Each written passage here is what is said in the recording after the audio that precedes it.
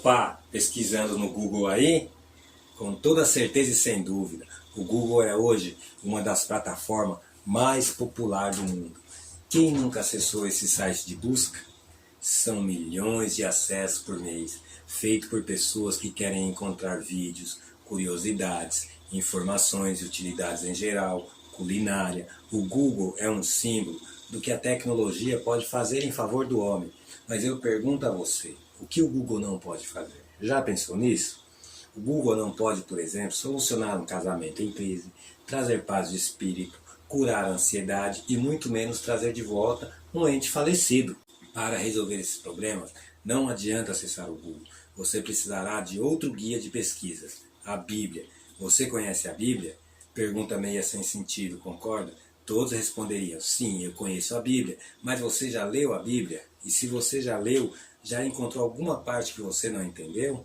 Nós vamos ver na Bíblia uma pessoa que estava lendo a Bíblia e também não entendia o que estava sendo lido. Atos capítulo 8, versículo de 26 a 31 vai nos ensinar isso. Falou a Filipe, dizendo, levanta-te e vai para a banda do sul, ao caminho que desce de Jerusalém para Gaza, que está deserto. E levantou-se e foi. E eis que um homem etíope, eunuco, mordomo mor de Candace, rainha dos etíopes, o qual era superintendente de todos os seus tesouros e tinha ido a Jerusalém para a adoração. Regressava aí, assentado no seu carro, lia o profeta Isaías. E disse o Espírito a Filipe, chega-te e ajunta-te a esse carro. E, correndo Filipe, ouviu que lia o profeta Isaías e disse, entendes tu que lês?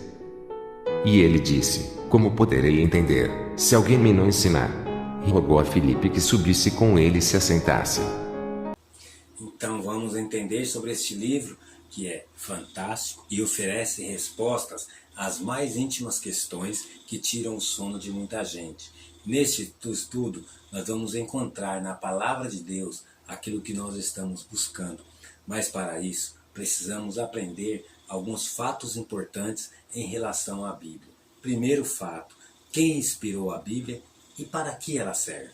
2 Timóteo, capítulo 3:16, Paulo vai nos dizer isso. A escritura divinamente inspirada é proveitosa para ensinar, para redarguir, para corrigir, para instruir em justiça.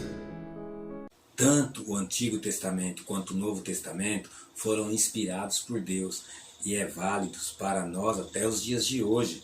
A Bíblia é a norma pela qual deve ser pautada a nossa vida. Ela nos orienta quanto ao casamento feliz, a educação dos filhos, como obter paz de espírito e como ter esperança diante deste mundo com tantos problemas e incertezas. Segundo, quem escreveu a Bíblia? Paulo, através de Hebreus capítulo 1, versículo 1, vai nos dizer quem escreveu a Bíblia. Havendo Deus, antigamente, falado, muitas vezes e de muitas maneiras, aos pais, pelos profetas, a nós falou-nos, nestes últimos dias, pelo Filho. A palavra profeta na Bíblia significa porta-voz de Deus. Este homem, santos, falaram e escreveram movidos pelo Espírito Santo. A nunca foi produzida por vontade de homem algum, mas os homens santos de Deus falaram inspirados pelo Espírito Santo. A inspiração de Deus atuava no profeta, pelo qual era possuído de pensamentos e em seguida exprimia em sua própria linguagem a vontade de Deus. A Bíblia é, portanto, a verdade divina expressa em linguagem humana. Terceiro, a Bíblia é comparada ao quê? O salmista Davi, no Salmo 119, no verso 105, nos dirá: Lâmpada para os meus pés é a tua palavra e luz para o meu caminho. A Bíblia serve de lâmpada e luz para um mundo que está em trevas, morais e espirituais. Ela indica a maneira correta de viver e, acima de tudo, nos conduz à vida eterna. Quarto, como devo ler a Bíblia?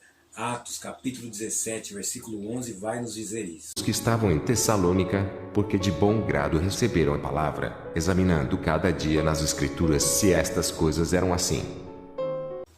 Devemos examinar a Bíblia como faziam os bereanos nos dias de Paulo. O termo grego examinar significa literalmente cavar fundo, assim como um garimpeiro busca nas profundezas da terra o precioso metal. O estudante deve procurar a pérola de grande preço que é Jesus. Mateus capítulo 13, versículo 45 e 46 vai nos mostrar esse tesouro. Outro sim, o reino dos céus é semelhante ao homem negociante que busca boas pérolas.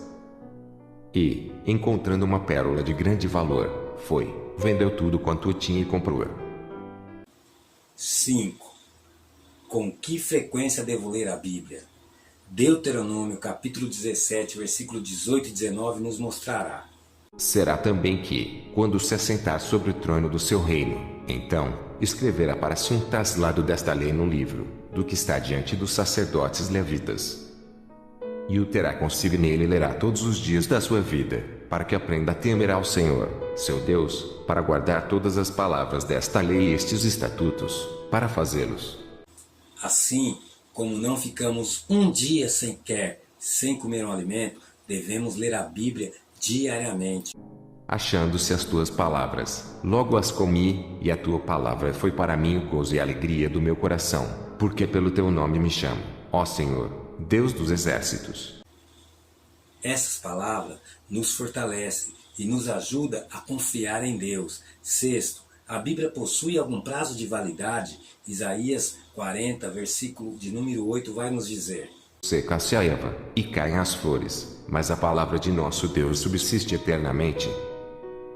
A palavra de Deus é tão eterna quanto o próprio Deus. Seus conselhos, escritos há mais de 2000 anos, permanecem válidos e relevantes até os dias de hoje. 7.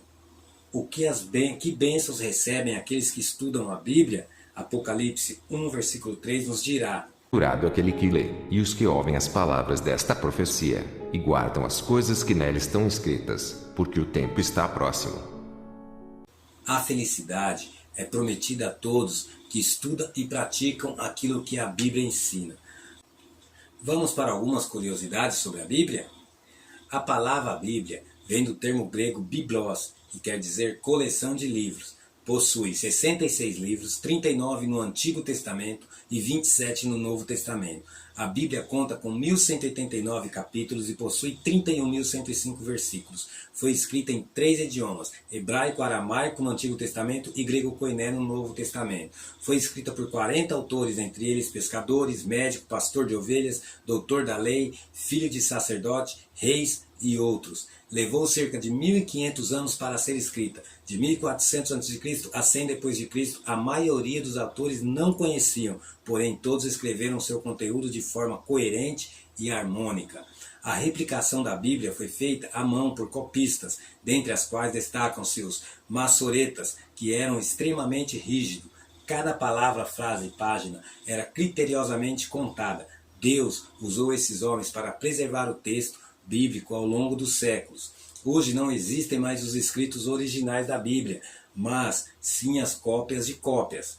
Uma das mais importantes encontradas foram os manuscritos do Mar Morto, descoberto entre 1947 e 1956. São cerca de 930 documentos antigos, encontrados em 11 cavernas próximas a Qumran, noroeste do Mar Morto.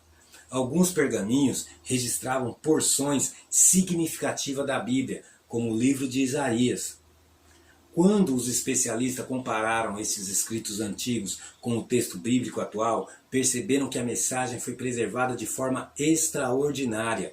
Outro documento importante é a Septuaginta, que é a tradução grega do Antigo Testamento, elaborada entre os séculos 4 e 2 a.C. Os escritores bíblicos reconheceram o Espírito Santo como autor de suas mensagens. 2 Samuel capítulo 23. Tudo o Senhor falou por mim, e a sua palavra esteve em minha boca. 1 Timóteo capítulo 4, versículo 1 também diz: Mas o Espírito expressamente diz que, nos últimos tempos, apostatarão alguns da fé, dando ouvidos a espíritos enganadores e a doutrinas de demônios. 2 Timóteo capítulo 3, versículo 16 confirma que toda a Escritura é inspirada por Deus e útil para o ensino, para a repreensão, para a correção, para a educação na justiça. A palavra grega theopneustos, aqui traduzida como inspirada, significa literalmente proveniente do fôlego de Deus. Deus inspirou a verdade na mente dos homens, os quais expressaram essas mesmas verdades em suas palavras. A Bíblia é ou não é um livro fantástico? Mas para entendermos esse livro fantástico, nós temos que abri-lo e ler. E por isso que nós vamos ler e aprender juntos o que os santos homens inspirados por Deus queriam nos dizer. Fiquem com Deus, um forte abraço e até o próximo encontro.